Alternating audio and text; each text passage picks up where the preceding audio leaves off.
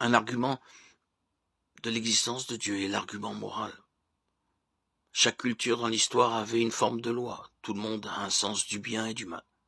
Le meurtre, le mensonge, le vol et l'immoralité sont presque universellement rejetés. D'où vient ce sens du bien et du mal, sinon d'un Dieu saint? Malgré tout cela, la Bible nous dit que des hommes rejetteront la connaissance claire et indéniable de Dieu et préféreront croire à un mensonge. Romains 1,25 déclare: eux qui ont remplacé la vérité de Dieu par le mensonge et qui ont adoré et servi la créature au lieu du Créateur qui est béni éternellement. La Bible proclame aussi que les hommes n'ont pas d'excuse pour ne pas croire en Dieu. En effet, les perfections invisibles de Dieu, sa puissance éternelle et sa divinité se voient depuis la création du monde.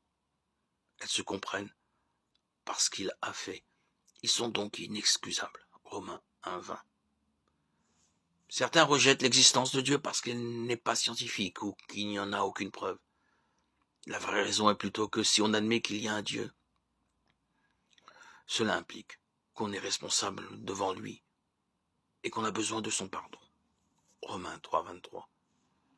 Si Dieu existe, nous devons lui rendre compte de nos actes. S'il n'existe pas, nous pouvons faire ce que nous voulons sans crainte d'être jugés par lui.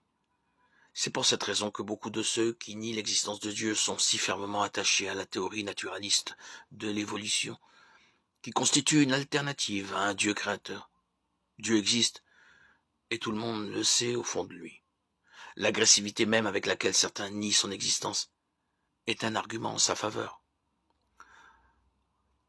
Aucun argument aussi logique et convaincant soit-il ne peut persuader celui qui refuse de reconnaître l'évidence.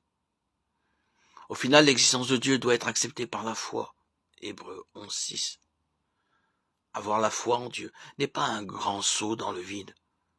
C'est un pas sûr dans une pièce bien éclairée où se trouve déjà la grande majorité des habitants du monde.